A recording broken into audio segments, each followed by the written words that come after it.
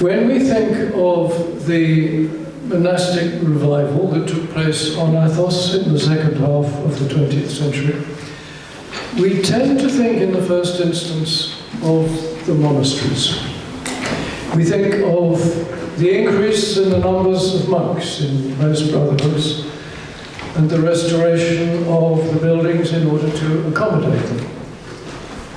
We remember the cranes that towered over nearly every monastery for years, the incongruous arrival of scaffolding inside the churches and refectories, and the cacophony of construction workers, their drills and their vehicles that intruded on the mellifluous chant of choirs and celebrants on weekday mornings.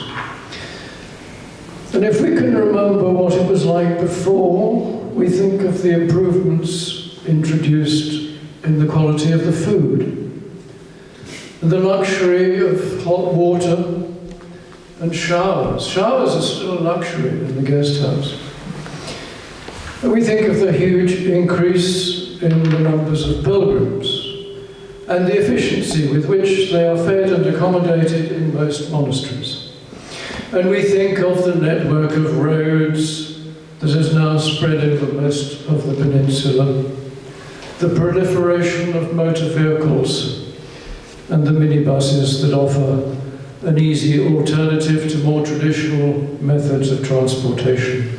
Yes, the revival comes at a price, and these are just some of the conspicuous manifestations of it.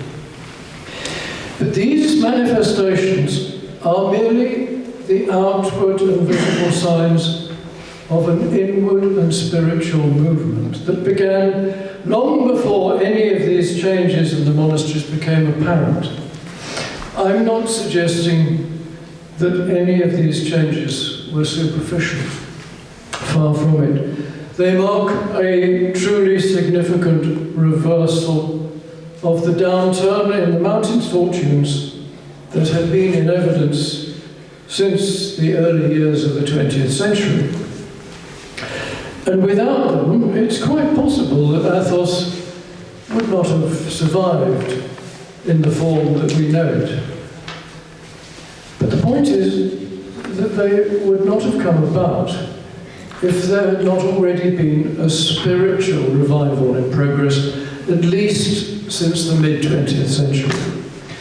And this revival took place not in the monasteries, many of which were still languishing in the laissez-faire atmosphere of the idiorhythmic system, and were as a result, of course, attracting fewer and fewer novices.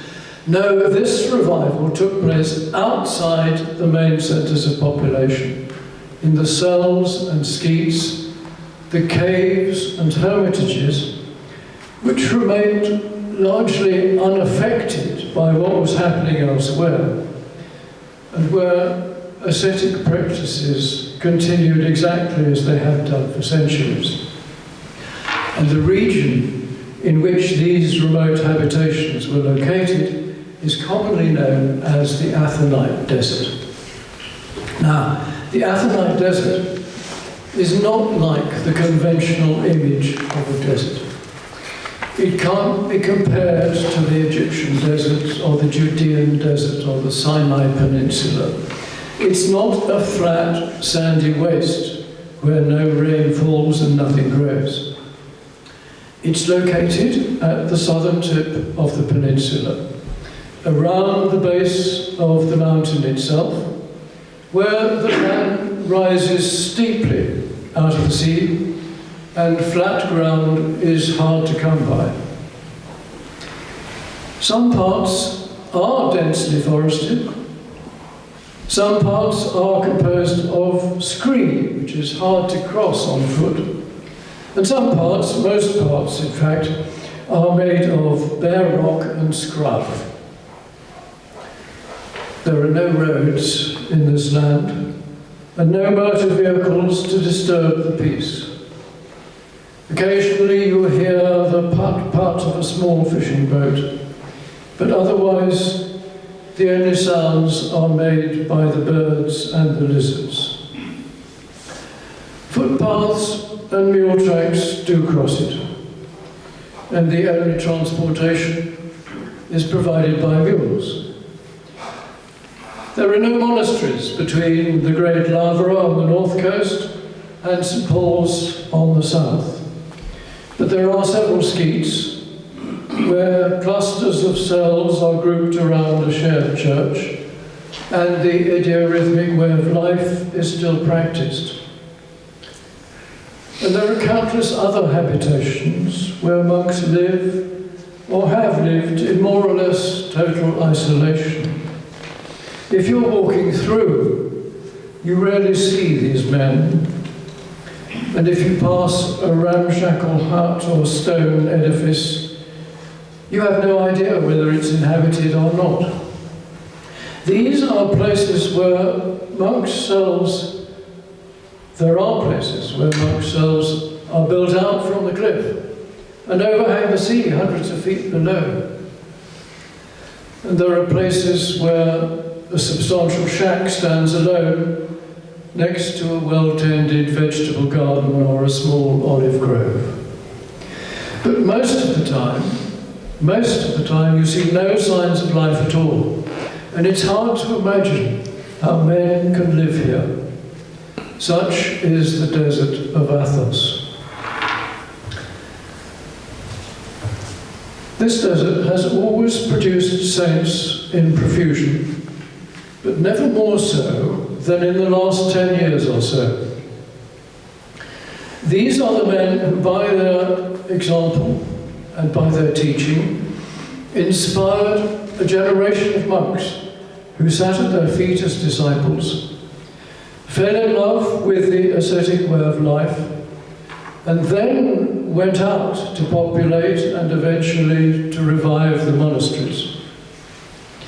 An unprecedented crop of them have recently been canonized by the Ecumenical Patriarchate and been added to the calendar of saints. And what is interesting about them, I think, is that they were all monks of the desert cells, not of the monasteries. These are the new breed of desert fathers. And I'm going to look at some of their lives and what we owe to them. If any of their names is familiar, and we heard about it earlier this afternoon from Nicholas, it's that of Elder Joseph the Hesychast, or rather Saint Joseph the Hesychast, as he now is. His disciples revived no fewer than 6 of the Athonite monasteries in the 1970s and 1980s. Now I'm going to come back to him later, but even Saint Joseph the Hesychast, didn't spring out of nowhere. So we must start with his spiritual father, who was Father Daniel, now Saint Daniel of Catunachia. Daniel was born in Smyrna on the west coast of Asia Minor in 1845. Now that means that his spiritual family, his children and grandchildren, if you like, can be traced down to today over as many as 180 years. Daniel studied at the Evangelical School in Smyrna, so he must have had some education in religious studies. After the death of his father in 1864, he went in secret to visit the monasteries of the Peloponnese, where he met some Athonite fathers. They were in exile from the Holy Mountain because of a religious dispute known as the Colivades controversy.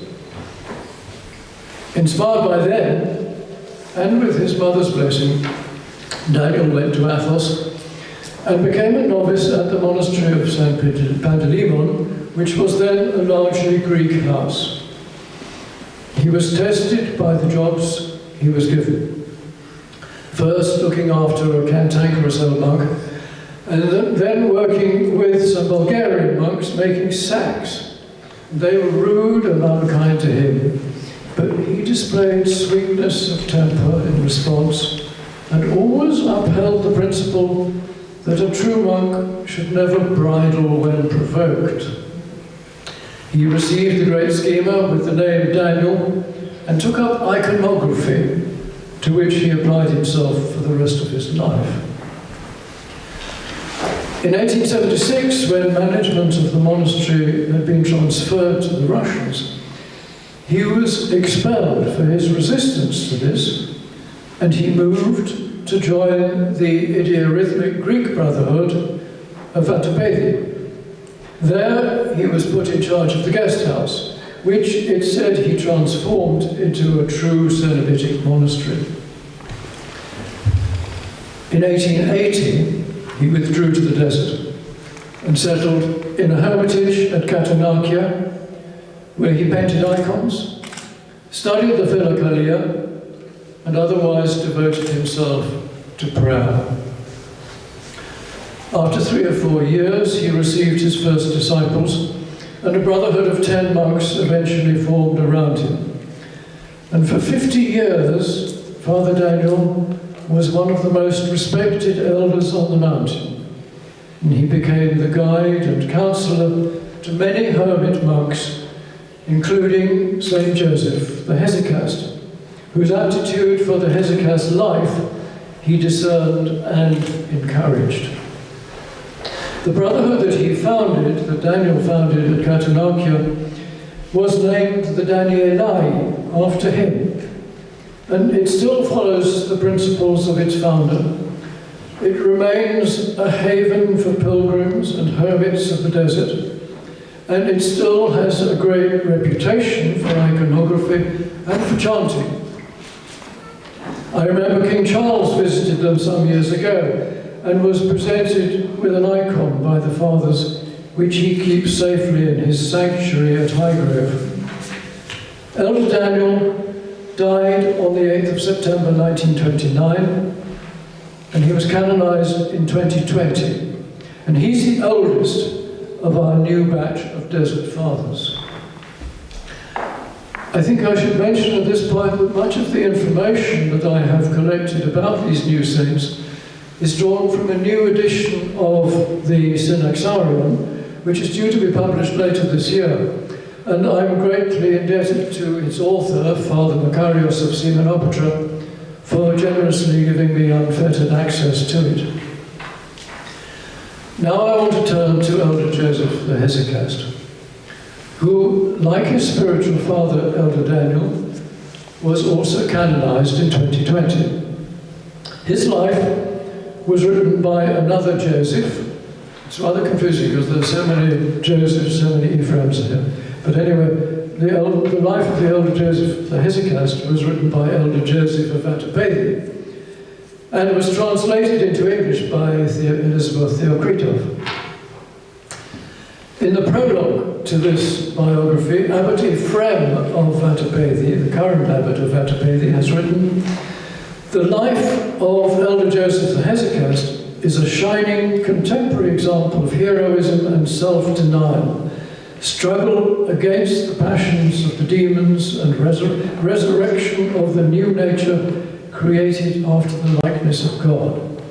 In fact, the mountain of Athos has never ceased to bring forth vessels of the Spirit, spiritual warriors of the perceptible paradise of the virtues that lead to divinization, imitators of the Lord Jesus." End of quotation. Joseph the Hesychast was born on the island of Paros in the Cyclades in 1897 to a poor peasant family. His father died when he was still young, and he had to work to earn a living from an early age. So he received little or no formal education. After his national service, he moved to Athens, and in his spare time, he began to study the writings of the fathers. And inspired by his reading and by dreams, he went into the countryside to live as an ascetic. Returning to Athens one day, by chance he met an Athonite monk from Carries, and he asked him if he might accompany him back to Athos. His idea was to live in the most remote areas, and his first stop was Katonarkia. Here he met the famous Elder Daniel, who impressed him deeply, but his desire was to find complete seclusion. So at that stage he didn't stay long with Daniel. For a time he wandered from cell to cell, but he was not made welcome by the resident fathers. Then one day, looking up to the summit of Athos, he could see the church of the Panagia, which is just below the summit. When I say just below, it's 500 metres below, but it looked from shore at the bottom, it looks like it was just below the summit. And as he looked at it, he saw a ray of light coming out of it, which came and settled on him. He was then filled with light in his heart. And suddenly the Jesus prayer began to say itself spontaneously within him, without his making any effort. After a time, the light withdrew, but the prayer remained with him. For the summer months, he remained on the slopes of the mountain and frequently visited the church of the Panagia below the summit, which had been the source of the light. On the 6th of August, he ascended with the fathers to the summit to celebrate the feast of the Transfiguration. And there he met Father Arsenius, who was to become his inseparable companion. He too was looking for stillness, as was Father Joseph. So the two of them teamed up. Together they returned to Catanachia and consulted the wise Father Daniel, who listened to their wishes and gave them sound advice. "Do you have an elder?" he asked them. "Without the blessing of your elder," he said, "nothing can prosper. Without this seal of a paternal blessing, no spiritual work in our monastic life bears fruit. Go to an old man, however simple he may seem, and submit yourselves in obedience to him. And when he dies, and you've laid him in his grave, you will receive as your inheritance the blessing of God, accompanying you and leading you to advancement of every kind." Joseph and Arsenius did not have far to go before finding the nearby cell of the elders Joseph and Ephraim at Catanachia. Those two were brothers in the flesh, but Elder Joseph soon died, leaving just Ephraim. And initially, Elder Ephraim was delighted to have the company of the young fathers. But in due course, tensions arose with the neighbouring fathers, and by mutual agreement, Joseph and Arsenius decided to move on to St. Basil's. But this was not before Joseph had received the gift of prayer of the heart and was tonsured to the great schemer by Elder Ephraim. Now, St. Basil's is an isolated settlement higher up above Catanachia, and it's very quiet. There were no vacant huts when the two fathers arrived, so they had to construct their own with whatever materials they could find. In the summer, however, they continued to wander, living off wild greens and berries and the occasional rusk.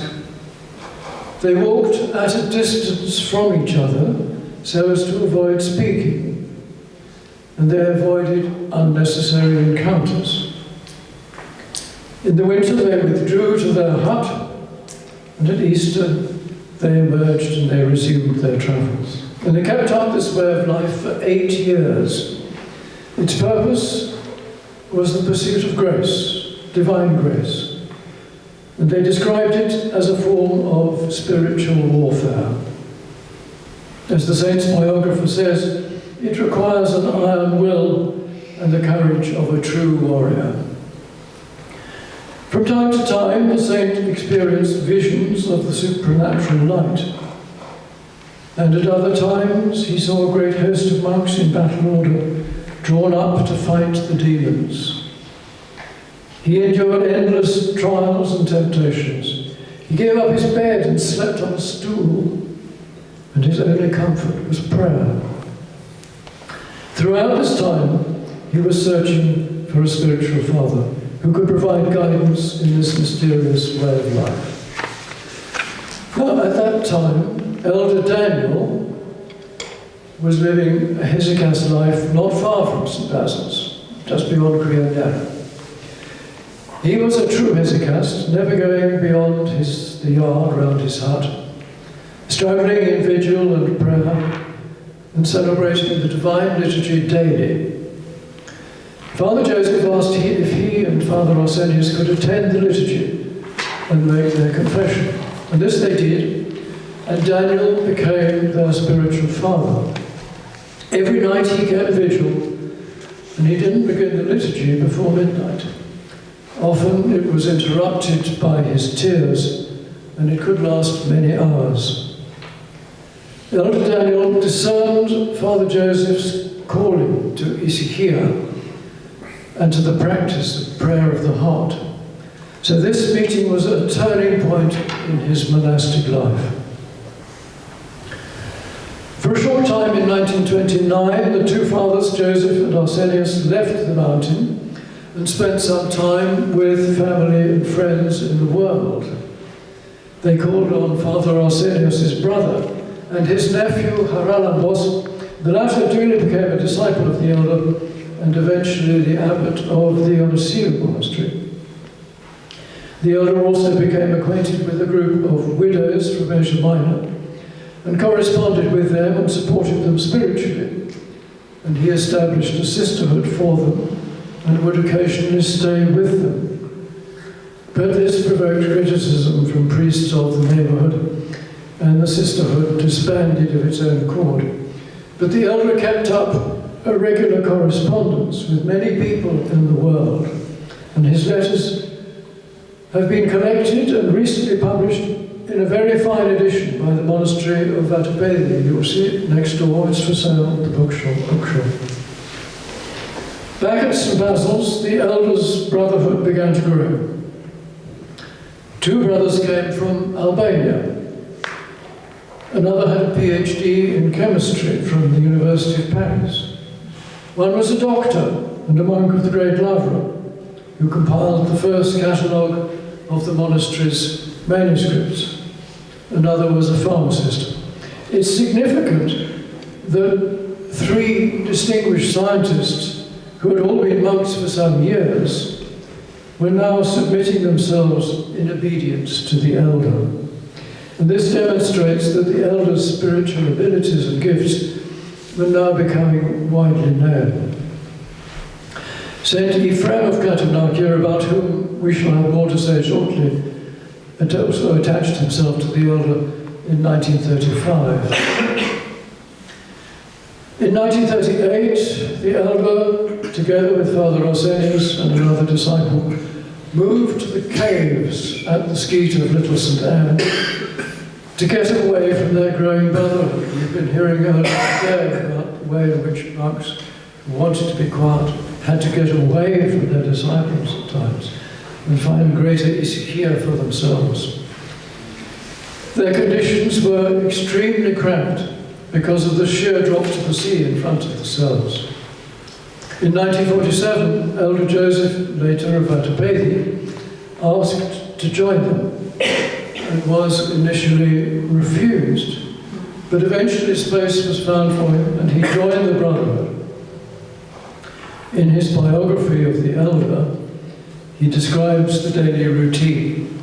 This is quite interesting, you read it. We would work up to midday on whatever needed to be done. Then we stopped and did Vespers with the prayer robe. Then we came together for lunch, or rather dinner, that's to say, presumably the only meal of the day. Then we would receive a blessing from the elder to go to our cells and sleep.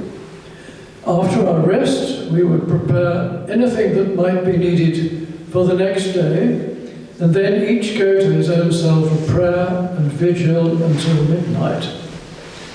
And if there was to be a liturgy, it would take place then, after midnight.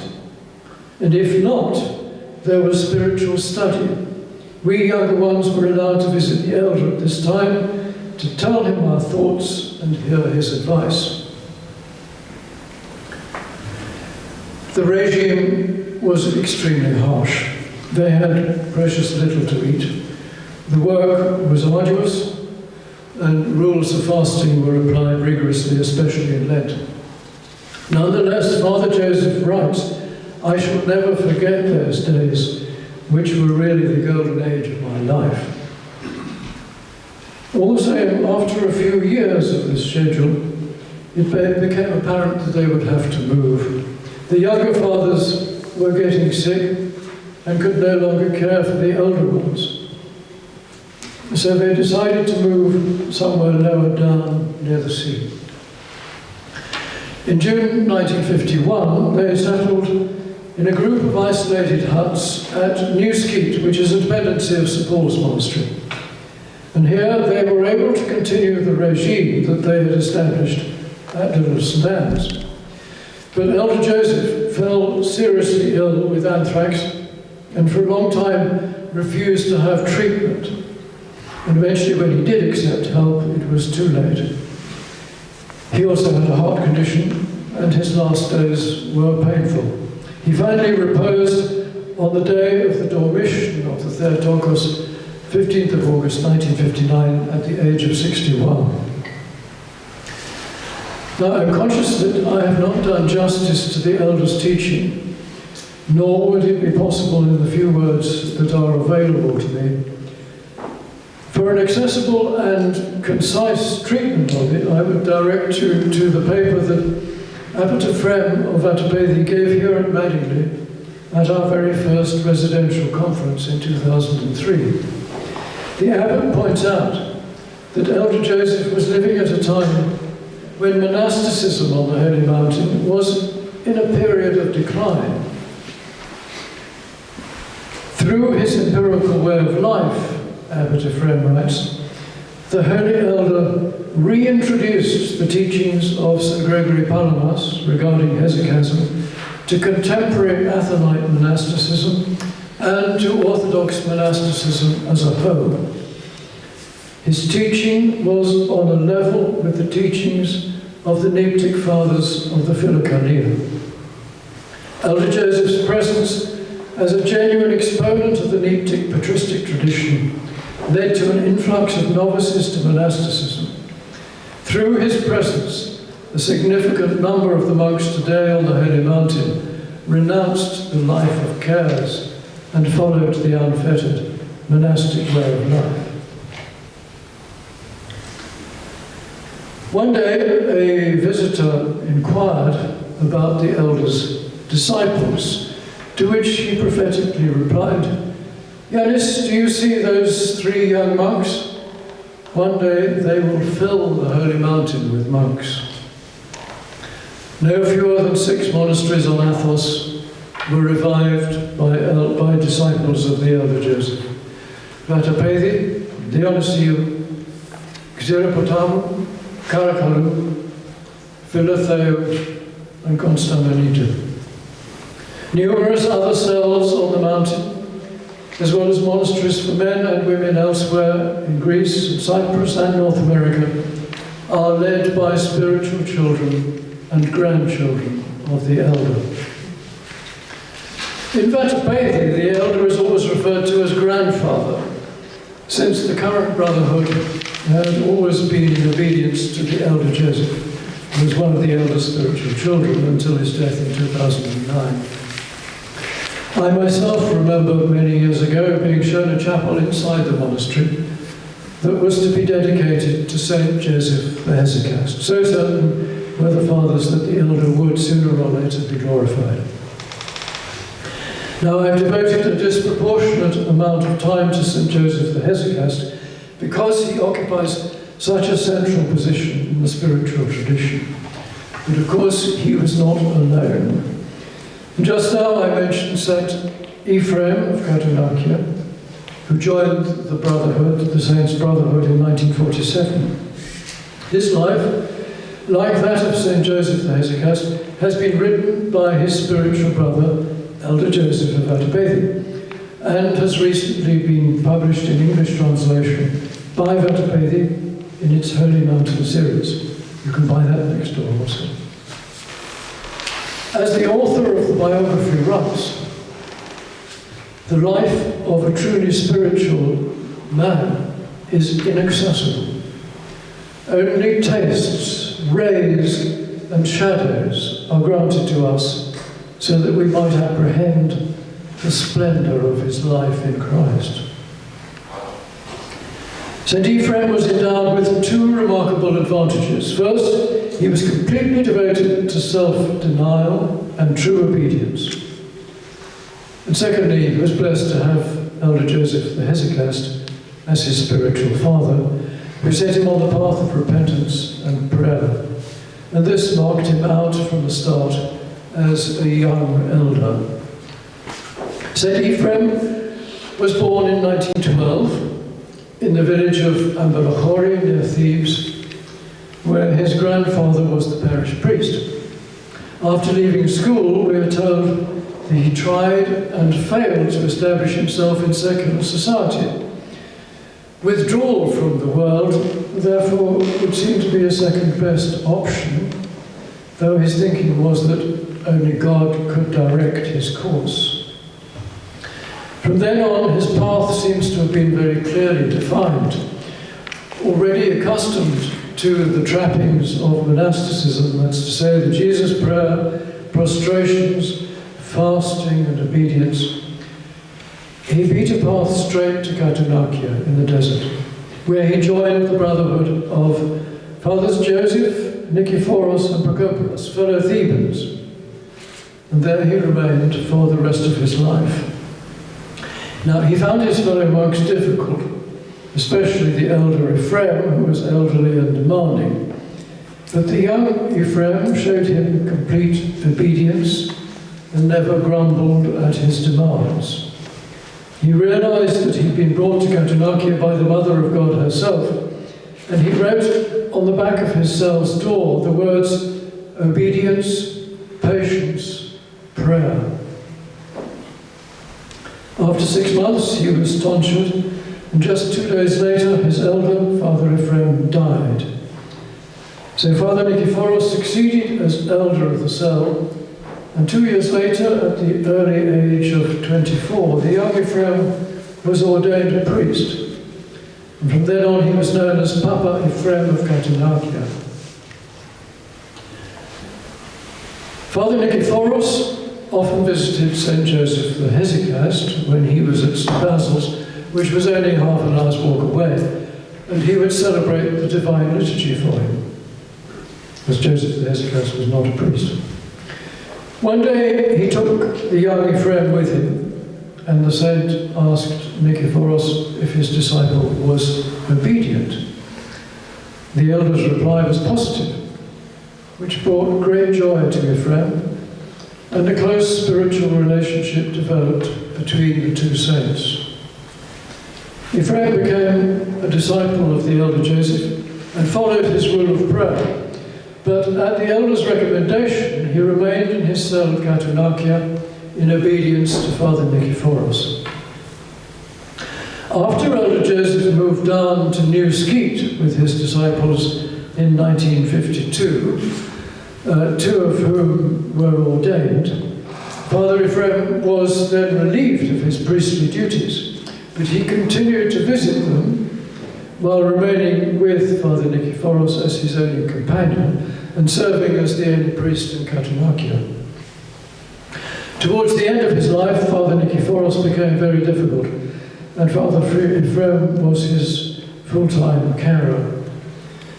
But as the end drew near, in September 1973, Father Nikephoros suddenly raised his hands to heaven and cried, "May God bless you! May God bless you! May God place you in the center of paradise. You are not just a man, you are an angel."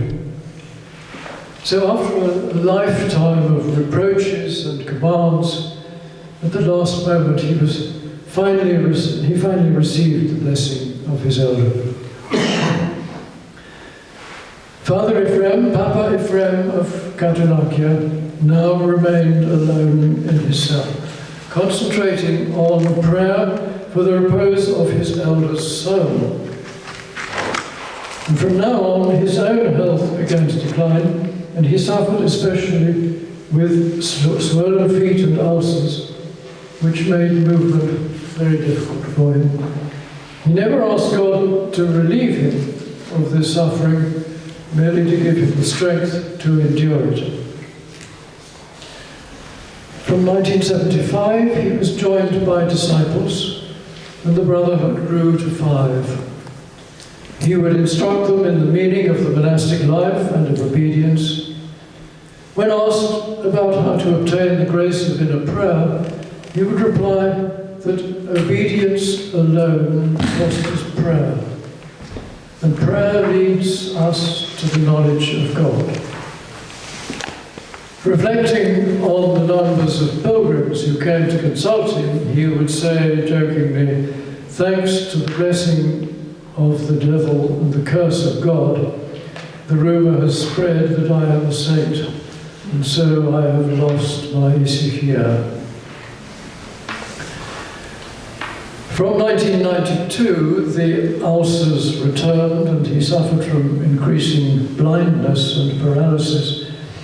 But he continued to receive visitors and to bless them.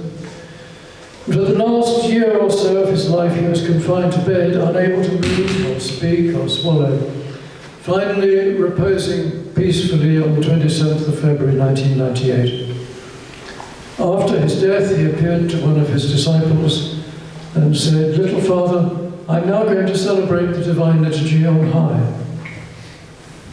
Now these 3 saints whose lives I have briefly sketched, St. Daniel of Catunachia, St. Joseph the Hesychast, and St. Ephraim of Catunachia, were all canonized by the Ecumenical Patriarchate on the same day, 9th March 2020. In them we have 3 generations of one spiritual family, all saints of the desert of Catunachia. Now I could devote the rest of my lecture to discussing the lives of all the other recently canonized saints of the 20th century revival. There are some amazing stories attached to each of them. But to some extent they all conform to a pattern. And I want to leave time at the end to say something about why I find them interesting. But there's one more saint whom I cannot leave out, because in a way he characterizes what is significant about all of them.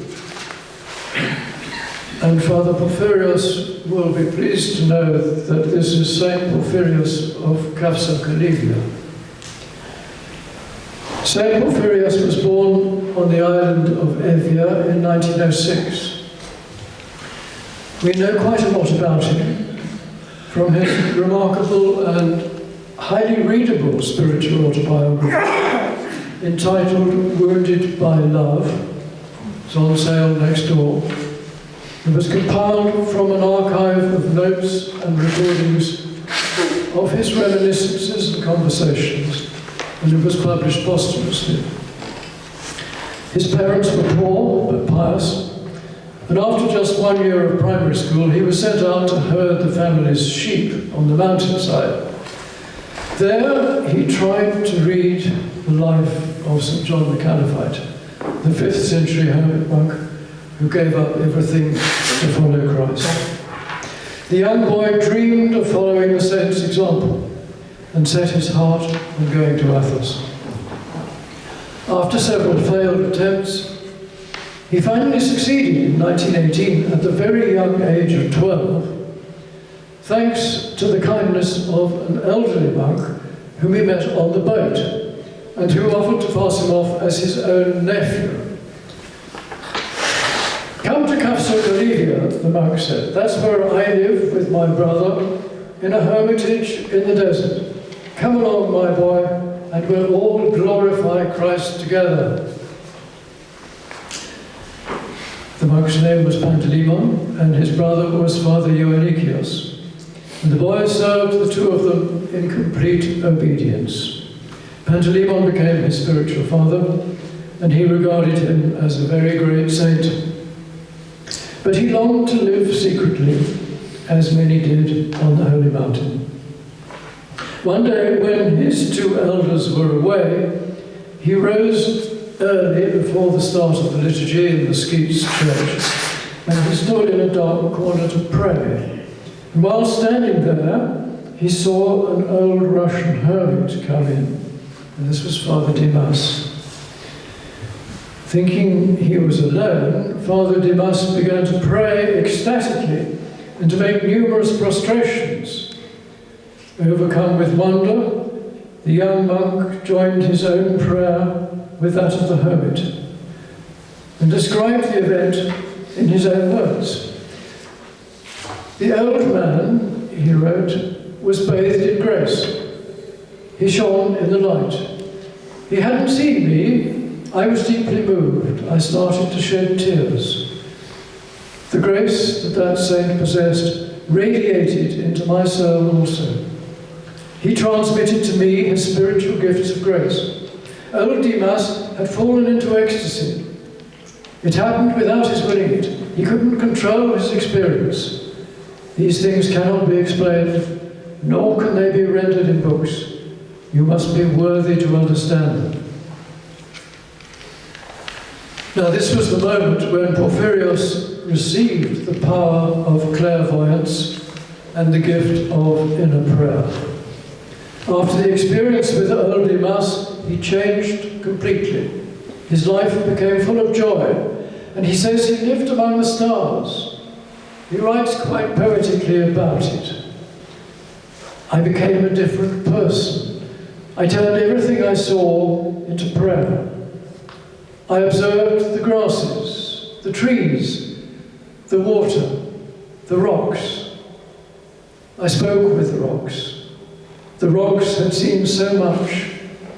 I asked them, and they told me all the secrets of Kafsa-Kalivia. One day, Porphyrios was out gathering snails on the mountainside in the rain. And he caught a cold, and the cold turned to pleurisy because of the wet sack on his back. And this was so serious that he was close to death, and he was sent home to his village to convalesce. There he recovered to some extent, and he returned to Mount Athos, only to fall ill again. And this happened several times. And in the end, his elders decided that he should be sent back permanently to a monastery on Evia. There he was ordained priest at the age of 20, and from then on he chose to live hesychastically in a hut which he built for himself. He spent most of his days receiving visitors and hearing confessions, and his nights mostly praying undisturbed. And this regime suited him, and he remained on Evia until war broke out in 1940. Wishing to be close to those affected by the war, he obtained a post as a hospital chaplain at the polyclinic in the centre of Athens. And there he lived, exercising his ministry to the sick and wounded for more than 30 years, all the time living as if he was still in the desert of Athos. He remained deeply attached to his earlier existence at Kafsa-Kalivia. Whenever I had a strong desire to go to the desert, he wrote, I would make myself experience the desert wherever I was. It was a vain fantasy, but nevertheless I experienced it. Amid the hustle and bustle of Ammonia Square, I lived as if in the desert of the Holy Mountain. He dreamed of founding a women's monastery with a large church and lots of priests and confessors. And eventually, after retiring from the clinic, he was able to establish a community for his spiritual children near Oropus, about 40 kilometers from Athens. And here he lived once again in a hut, where he continued to receive visitors and hear confessions. At this time, his health declined seriously, and he became blind. But his spiritual work grew in proportion to his suffering, and his reputation for performing miracles of healing spread far and wide. All the while, his heart remained set on the Holy Mountain, where he hoped to end his days. In due course, he obtained a lease on a cell belonging to the great Lavra near to Kafsa-Kolivia, where he had begun his monastic life. In 1991, a group of his disciples went ahead of him, and he followed after Pentecost. He died at dawn on the 2nd of December 1991. He had lived most of his life in the world, even in the heart of the city. But he never ceased to be a desert father, which is why, when canonized in 2013, he was designated Saint Porphyrius of Kafsa-Kolivia. Now, we've looked at the lives of 4 of the recently canonized saints of the Athonite revival. I could equally well have talked about Saint Paisios the Athonite, Saint Gerasimos of Little Sudan, or Saint Sophrony of Essex. But to some extent, they all follow a pattern. Most of them come from humble origins, which meant that they received little or no formal education. Most of them were sent out to earn a living at an early age and were leading quite independent lives in place of secondary schooling. Some were no doubt misfits in society and were easily influenced by chance meetings with charismatic elders. Stories of life on the Holy Mountain no doubt sounded exotic and appealed to the spiritually minded youngster who would welcome a break from the drudgery of life at home.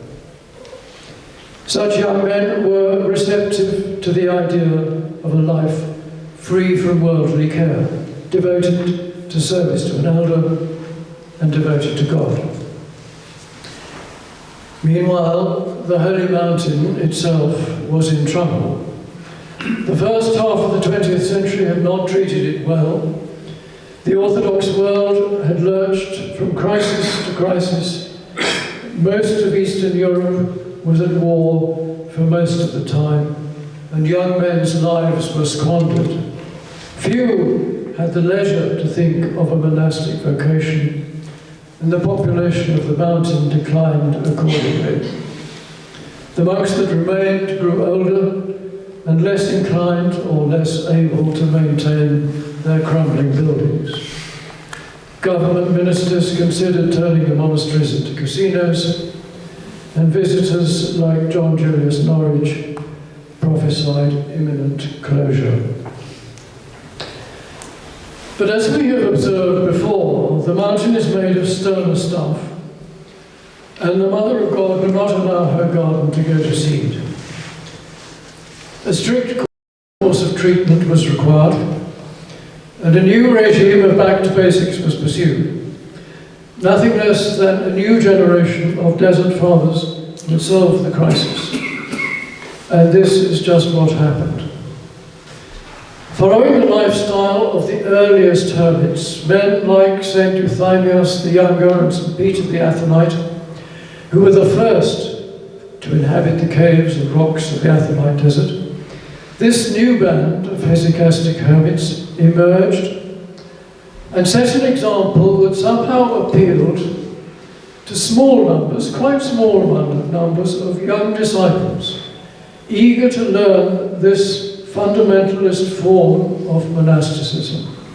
And these are the men, the saints whose lives we have been describing. They formed the first generation. The next generation, disciples of the saints, were often better educated, better read in the sayings of the Desert Fathers, and able, if not eager, to take this spiritual renewal into the monasteries, which would otherwise have soon collapsed. The first generation mostly remained in the desert, since they knew no other life and would not easily have adapted to a celibatic lifestyle. It was their successors, the second generation, men like Elder Emilianos at Simonopoli, Father Vasilios at Stavronikita and Eviro, Elder Joseph at Vatapedi, Father Ephraim at Philothaim, who all poured new blood into the creaking monasteries and turned them into the welcoming and beautifully restored establishments that we know and love today. We should be hearing something about them tomorrow morning from Elizabeth. Perhaps they will be the next generation of saints. But for the moment, the canonizations have all been restricted to their forefathers, the fathers of the Athonite desert. In conclusion, I should mention that the stream of saints originating from the Athonite desert continues to flow. Elder Dionysius of Kolitsu, the blind Romanian elder who lived on Athos for 77 years, is to be canonized next year. He died as recently as 2004, and King Charles, our royal patron, was among the mourners at his funeral. And looking a little further ahead, I believe there is a move in North America to promote the canonization of Elder Ephraim of Arizona. Elder Ephraim was another of the disciples of St. Joseph the Hesychast, who first became abbot of Philothea Monastery on Athos in 1973. Then, having revived that monastery, he responded to the need for monasticism to be strengthened in North America. And he moved to the United States, and in a remarkably short space of time, he had founded no fewer than 17 monasteries there. He reposed in 2019 at the age of 91, and is surely a strong candidate for canonization eventually. So you see, from Catamarca to Arizona, the tradition of the Desert Fathers is unquenchable. And how blessed we are to be living in an age that is graced by such a plethora of monastic saints. Thank you.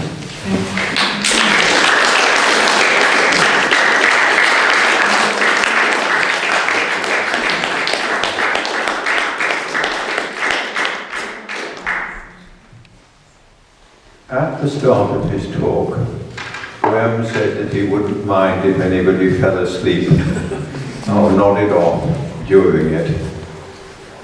I defy anybody to sleep through that. And that was one of the best written, best composed, and best delivered talks I've heard in a very long time. Are there any questions? We have time for one or two, even though it's a little bit late. Anybody? I don't want to ask a question, but I want to say what a brilliant talk it was. It made the trip completely worthwhile. It makes the whole, for me, it makes the sort of 3 days at Madingley worthwhile. So thank you very much indeed for a most inspiring talk. Here. Anybody else? Yes, indeed. Thank you very much for that. Father Vasilios, who you mentioned at the end, has written remarkably about the Viron Skete as it was when he first visited it, his first trip to the mountain, and mentions briefly some of the fathers there. Particularly there was an old Pachomius, I think, and I wondered whether he or anyone else has written more about those fathers, or whether anyone knows more about them.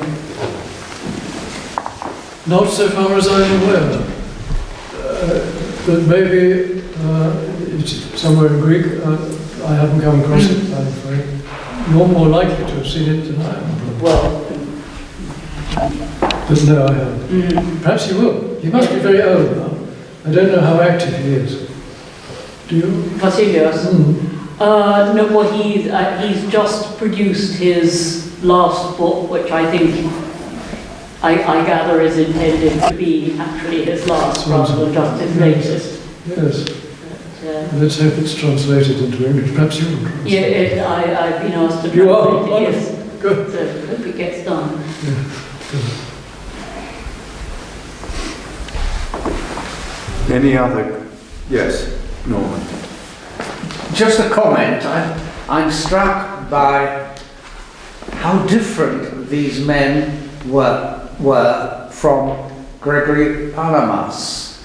Palamas also tried to be a spiritual father to a group of disciples, but somehow he didn't have the same charism, and in fact he was appointed, he was elected an abbot of Estigmeno for a while. It was a complete failure. It was a complete failure. He had to resign and go back. And I wonder if you have any comments about the respective characters of these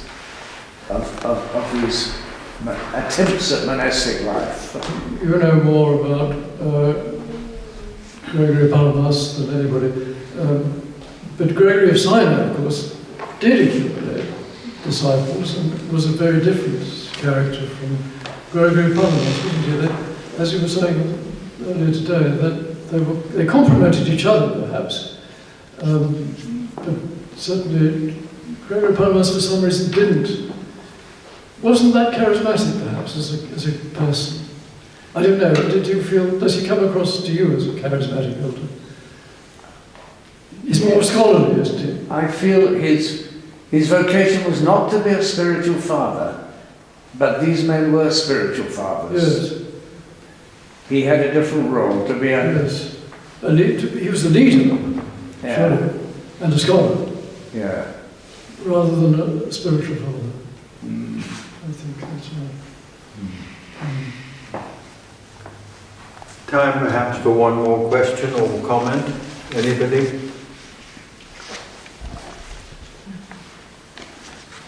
Well, thank you very much indeed. You organised this conference. Well, you led the organisation of it, and in spite of difficulties that have occurred on the way, our path has been a little rocky at times, which perhaps is a good thing from a spiritual point of view. But so far it has been a very successful conference, and I must say this talk has been one of the highlights of it. Join me in thanking Graham very much.